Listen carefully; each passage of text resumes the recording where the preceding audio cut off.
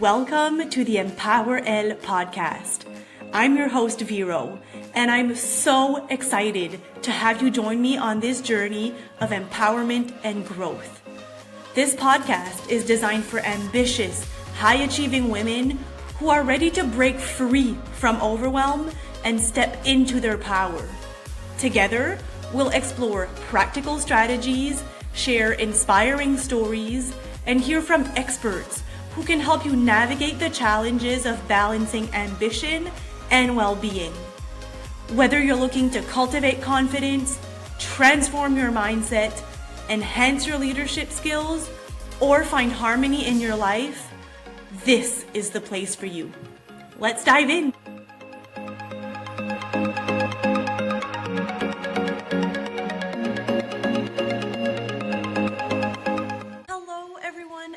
Welcome to the EmpowerElle podcast. I'm so glad that you're here today to learn about something that could shift the way that you lead and live. Today, I'm so excited to introduce you to someone who's really changing the world of workplace culture. So my guest today is Kaitie Brinston. She is the founder of Culture Academy, which she will tell you all about in our conversation. We'll be diving into her journey as an entrepreneur, as well as her love for her family and her faith. So, Kaitie, welcome to the podcast. Thank you. I'm super excited. Yay, me too. So let's just go straight into it. Let's start with the basics. What does culture mean to you, and why is it important in our workplace? Good question. What does culture mean to me? I've been asked a lot of questions about culture, but not that one. Culture to me is quality of life, especially at work. Obviously, we have our culture at home and our culture as a whole, like in our country, our region, and at work, but for me it represents the quality of life that you have access to and that is created around you, and obviously how that impacts you in a positive way or a negative way. I love that, because we hear so often that if people leave a job, it's not actually because of the tasks that they're doing, but it's really because of the people around them and the work-life balance or the culture. Exactly. Yeah, I feel like from what we have extracted data-wise from organizations, as long as their basic needs are being met financially, so if we are able to provide them with a living wage, and meet all of those other really standard needs, everything after that, it's not about the compensation bonus structures or, it's the culture that dictates retention and performance and all the other beautiful things that we like to look at when we're looking at it. Yeah, absolutely, because you're not going to stay in a workplace where you're miserable. Like, it just doesn't make any sense. I mean, sadly, some people do, but we not. Yes. Yes. That's what you're trying to fix for all of us. Yeah. So what do you see as the biggest challenge in workplace culture in the organizations that you work with? The biggest one, I think there's like three heavy contenders. I would say, yeah, you know me well, so I don't just pick. I would say the top three would be an operating system that's failing them. So this is, good leadership, good human beings, but they didn't build a structure or an operating system that's supporting them to do their best work. So there's a lot of frustration and strain. That impacts culture greatly. Another one, a much more obvious one, is humans that are struggling with their baggage in the culture. So especially at a leadership level, but it can also be at a peer or colleague level where people are in the organization and their negative behavior or baggage is tolerated. That's an unfortunate one. And it can take just one sometimes. but sometimes, Yeah. unfortunately, there's a handful, which is even worse. And then the third, I would say, is skill gaps. So skill gaps at a leadership level, skill gaps at the second level. I mean, everyone likes to say they're a flat organization, but that's also toxic. You could be flat with communication, transparency, and all the other good things, but you shouldn't be flat with a structure. Absolutely. So yeah, I would say skill gaps where they just don't have enough experience or skills to do their role well enough that serves the organization and the people in it. That's really interesting. So I know through Culture Academy, you start with an audit of the culture of the organization that you're working with, and then you share your findings with them. You can definitely go through a little bit of the process of what you do, but I'm also interested in once you have those findings and you share them with the leadership group, how do you get the leaders to go from awareness of what the issues are to action and actually putting a plan into place to make it better? That's a good question because just like every other brand new business years ago, we said yes to everyone, and now Yeah. we don't. So I think that it even starts before that. When we are on our first discovery call with a potential client or a lead or whatever you want to call them, they're of course vetting our service and seeing if there's interest, but we're also seeing Yeah. if there's alignment with them. So something that we look for, we have a little mini checklist. It doesn't need to be crazy, but do they admit that they might be part of the problem in that hour long conversation? Are they blaming their team and not taking any ownership whatsoever? Are they curious or are they accusatory? So it's all sort of the same theme, but we're Yeah. looking for pieces. And what is their level of awareness on culture and what might already be an issue? And are they looking to just validate that so they can really organize the priorities? So these are things we look for when we're meeting with someone. If those don't happen, then we do not move forward with them. And that's actually not common. They're, usually, when people are interested in Culture Academy services, they're already pretty open and they're already ready to grow. We have obviously bumped into a couple that aren't, and they're looking to get employee feedback so that they can put, bring a negative outcome to the folks in the organization and kind of validate what they think is happening. So the process that we follow is pretty simple. It's a 3-step method, which is we assess, which is the audit. We align, which is the services and support that we provide them once we outline their priorities. And then we amplify. So after things are aligned and the foundation's been laid, then we help them amplify everything and start to build a high performing culture. What was your other question? You answered both. Okay.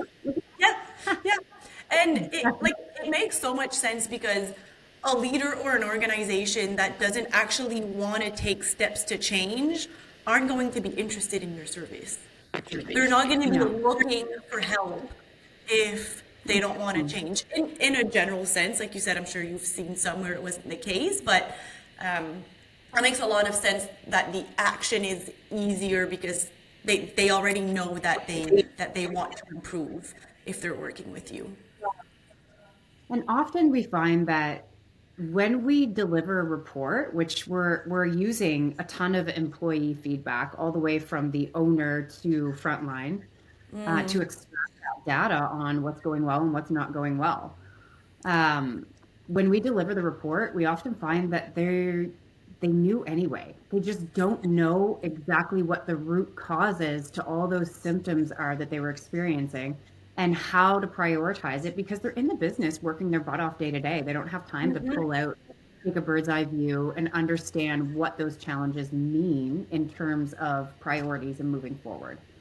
So it's, we're able to look at that at a very unbiased perspective and help them prioritize and give them an action plan step by step on how to execute that. I love that. So now I want you to take us back on your journey a little bit. So how did you get started in the culture space. I know that it's a fairly new business. It's not your first venture. So I'm really interested into a little bit of your background and what got you to starting Culture Academy. It was such a weird journey and evolution, honestly. If I wouldn't have been able to predict it, it wasn't like I woke up one day and was like, oh, I have an excellent business plan. It was so not that. So I had a licensed daycare and I just finished my yoga teacher training and I was on top of the world. I loved what I did. I woke up every day excited to start my day. I was thriving. I was really thriving. And what was really sad to me was my friends, family members, my partner were not. They were really miserable at work. And I could see how that had a ripple effect in every area of their life, at home, their health, everything. And it was really actually quite depressing. So I got this like wave of ambition to do something about it, even though I wasn't sure exactly what that was. And I was also really coming to the end of my term with daycare. I really felt like it was time for a new chapter. So, just finishing my yoga training, I thought, okay, you know what? Organizations need all of this. This feels so good. Maybe this will help people feel better at work. So the first business that I started was Yoga Shift. And that was on a trajectory to be very financially successful and to serve in a way. We were hired by a lot of local corporations in Moncton, and I had a small team of yoga teachers, and we would go in and do a quick assessment to discern what they needed in terms of physical alignment and some mental emotional alignment, depending on if they did seated jobs or physical labor, etc.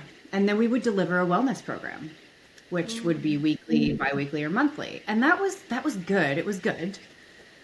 And I was having fun, but I was still a little annoyed that it wasn't solving the problem.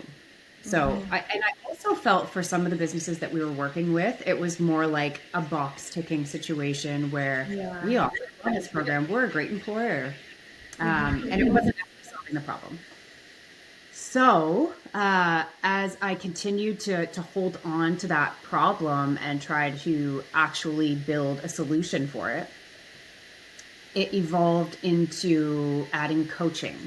So I changed the business. It evolved into Connect Custom Wellness, which did sort of the same thing. We did breath work. We did a little bit of yoga, like physical yoga. And we started doing leadership coaching sessions where we were digging into their personal goals and their professional goals and trying to figure out how to light that spark. Again, not solving the problem. So through a lot of reading and attending events, Culture Academy was born actually in Kelowna when I was at my brother-in-law's event, sitting at a table with a really smart dude from France who very bluntly was like, well, the problem you're trying to solve is company culture, you idiot. It's like, oh yeah, I do that now. So that was very quickly after that conference, Culture Academy was put together. Everything started to get pieced together very clearly. The same model applied where we needed to assess the needs and the gaps. We needed to help them with alignment, and we needed to then light things on fire, really amplify them. So yeah, that was sort of the evolution. That took about 3 years to go from Yoga Shift to Culture Academy, and Culture Academy is now, wow, almost 4 years old. Wow. So, yeah. That's amazing. I honestly, I love what you do. Like you said, like it's not something I would have ever thought of, but it's so important. Like you said, like I've been miserable in my job and it does impact everything else in your life because you spend so much time there and it's so hard to be miserable the whole day and then come home and be happy. Like we just don't work that way as humans. And I also think that we've been made to believe that work is supposed to be hard. It's supposed to be miserable. You're not supposed to have fun. I feel like that's what the generation before us kind of taught us, probably not on purpose, but Exactly. like I had never thought of the concept that like you can enjoy what you do. Like, And it and now I'm doesn't like, it doesn't that even makes have so to much be sense. like saving lives Yeah. or something intense. You could be making paper clips, Yeah. but your culture Yeah. makes you love what you do, and that's what's important. It doesn't really matter so much what you do; it's how you do it and who you spend your time with. That really makes those days worth it. And it's such a massive chunk of a human being's life that it's so, for me, it's so important to focus on, again, coming back to improving that quality of life, using that aspect and that avenue. Yeah. Yeah. Would you say that that's kind of what your why is? So I think like when things get hard and uncertain and we're questioning ourselves, we typically go back to our why and why we Mhm. started and why it's so important to us. Um, so would you say that's kind of what your why is? Yeah, I would say my why remains to be that I want our culture as a community to wake up and love life again. Mm, Uh, I think that's always been the driving force. mhm, Otherwise, I wouldn't have gotten to Culture Academy. I would have stayed at Yoga Shift mm. because it was going to make a lot of money. Yeah. um, it's yeah, I want to see our community smile again and have a little skip in their step and love what they're doing and be well in all the ways. I love that. So, being an entrepreneur is no easy and small thing. What have been some of your biggest challenges or lessons in building your business? Myself, and a big fat period at the end of that. My limiting beliefs, my thoughts, my Mm, fear, oh my gosh, my pride. Just it all comes back to yeah. the internal dialogue and the beliefs, and that has been oh the fear, the crippling fear and pride. I would say top of mind. Hmm. Yeah.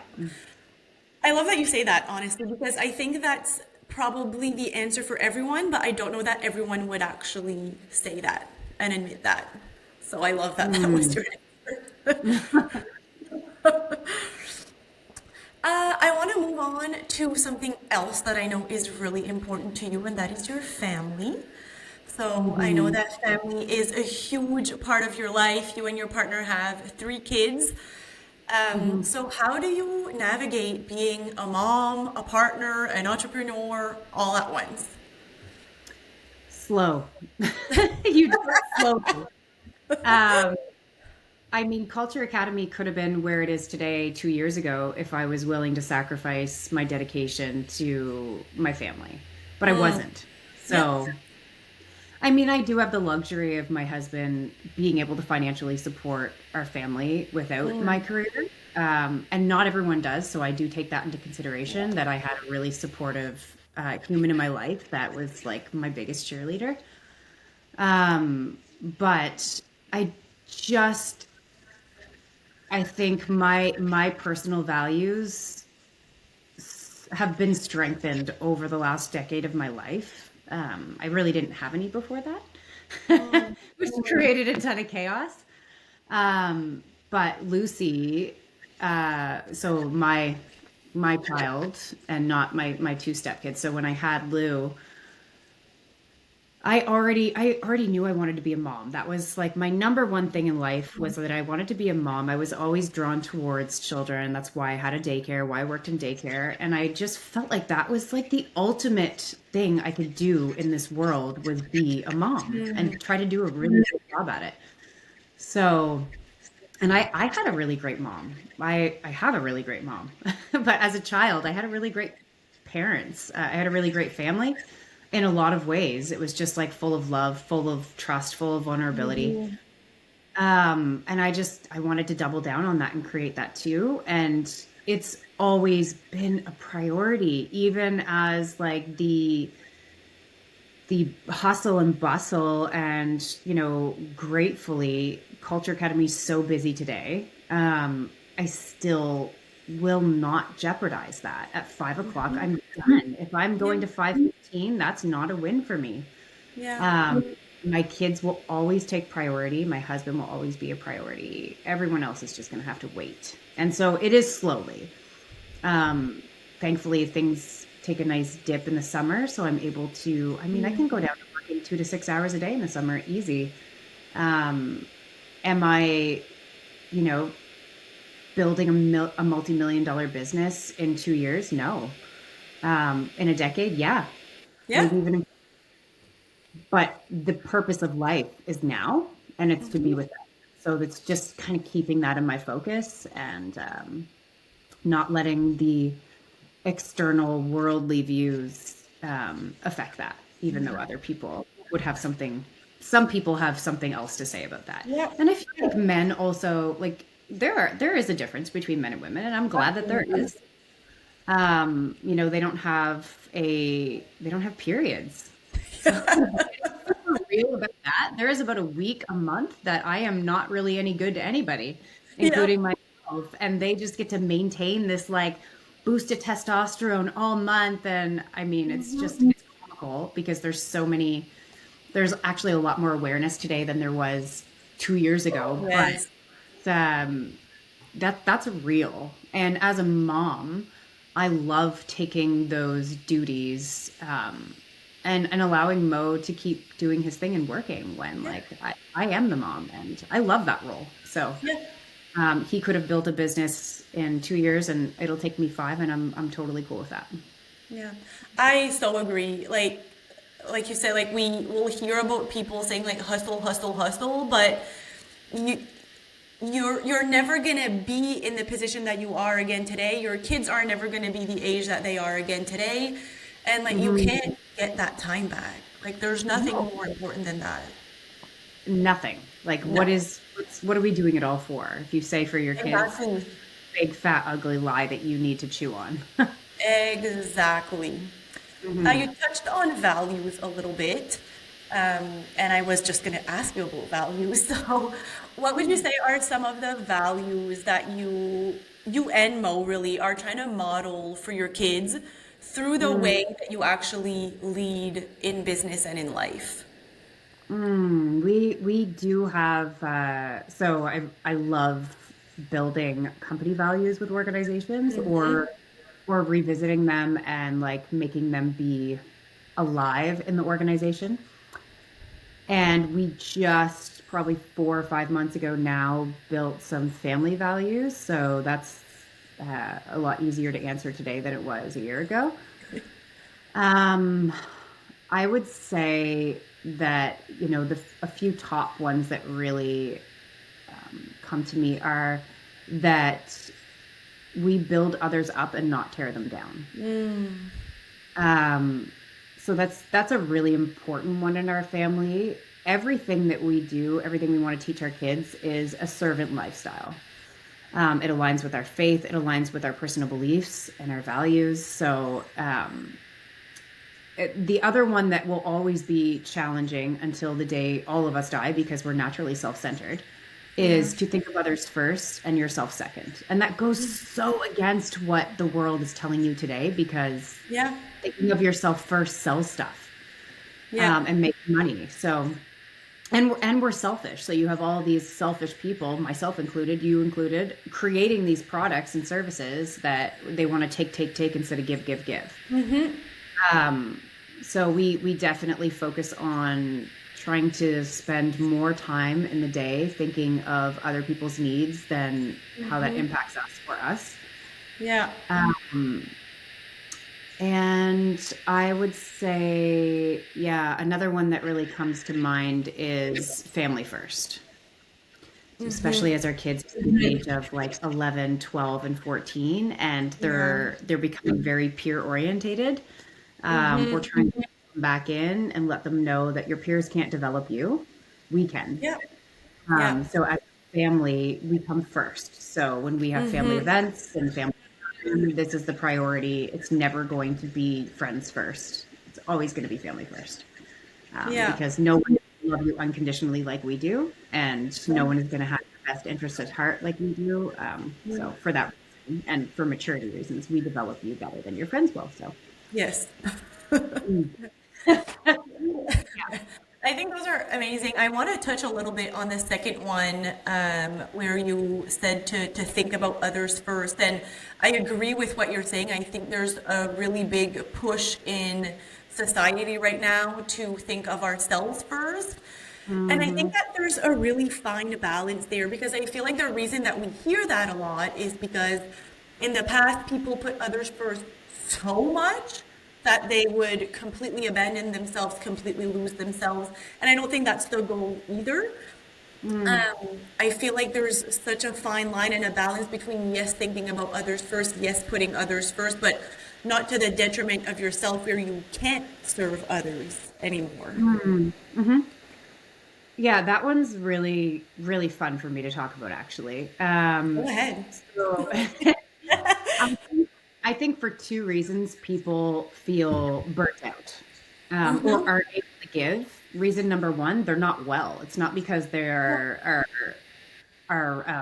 over serving. It's because they aren't taking care of their temple. So they're not eating well, exercising well, or everything that you consume, even like down to the TV shows that you watch, Yeah. are not actually providing you with real fuel. It's quick pleasure moments that leave you more depleted than they do actually provide you with fuel. Yeah, So you're that right. would be number one. Reason number two is that they're disconnected from the source of life that actually provides them with real, everlasting fuel and fruit of the spirit. You know who I'm talking about. Um, so for those two reasons, I think people are really struggling to maintain that personal balance or that work-life balance or whatever term you want to use.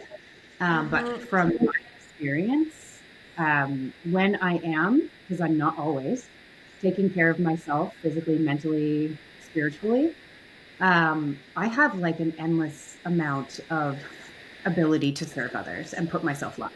And it actually provides me more energy, more motivation. Yeah. I end up with sustainable fuel instead of quick, empty carbs, is how I like to call it. It's like calories instead of actual fuel.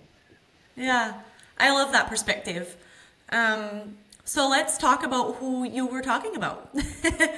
So I know that your faith plays a really important role in your life.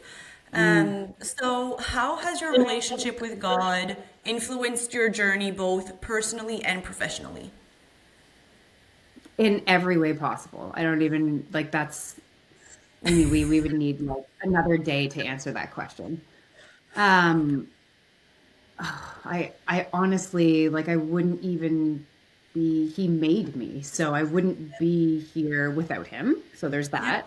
Yeah. Um and I feel like so roughly 2.5 years ago, me and my husband decided to follow Jesus. And prior to that, I would have not expected that. So I always did believe that there was a God and felt like I was always trying to tap into this relationship with God. Um, and that I have because I know he's always wanting you to open that door and that the Holy Spirit is always, trying to draw you in. And I have great testimony throughout my life of that. Um, but specifically in the last 2.5 years, intentionally deciding to learn about and follow Jesus and be in a close relationship with him and God, it has changed everything. Everything. It is like the sanctification process where it's changing who I am and my character. It's changing the outcome of my family. It's changing the outcome of my marriage. It's changing the outcome of my business. For my clients, even when some of them know it and some of them don't know it, but it changes how I do business. Um, yeah, I couldn't have made it this far without having a close relationship with Jesus and relying on him. I mean, when shit hits the fan and I'm in shambles and I've let pride and fear take over. Um, and then finally, like, I mean, we do it so much, but we forget that, oh, actually, God can do anything, and his power is infinite. And yet we keep trying to control all these little pieces. And well, me as a human, I'm going to do this. Kind of silly, but we forget all the time, right? Just because there's so much worldly influence on how we're supposed to be as human beings on this planet. But yeah, when I do remember that I can quite literally give everyone and everything to him and know that he has a much better plan than me and much better outcomes than me, that's just really comforting.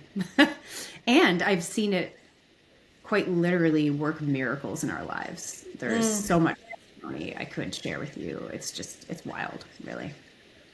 That's amazing. You're right. It's like we try to control everything, but we're not the ones in charge. No, no. And that's actually like, I spoke with someone the other day about this. That is the core difference from me following more of a Buddhist lifestyle as a yoga teacher. I thought, oh my gosh, this all sounds really good. Like the principles and what do they call them? The constraints and principles of yoga. It's sort of like their 10 big things to do and follow, sort of like the 10 commandments. It's so similar to Christianity, but there's a major missing piece that caused me personally, and I know so many others that may be aware of it or may not be aware of it yet, to feel intense pressure in this world and depression and so many other things. And that was that we have a God that loves us unconditionally, and that we are not the manifestors of our future. Yeah.